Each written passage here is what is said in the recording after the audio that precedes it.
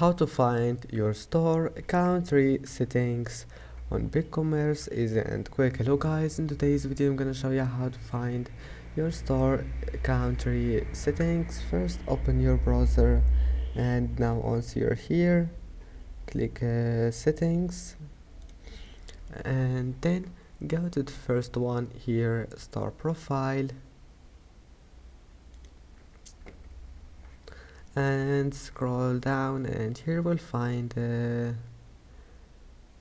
default country, and click on it, and that's it. Select any country you want, and then click save,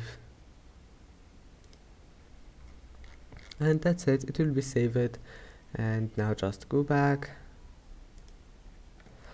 I hope that can help you, and that's it for today's video. If you like this video, don't forget to like and don't forget to subscribe, and that's it for today's video. See you in the next video.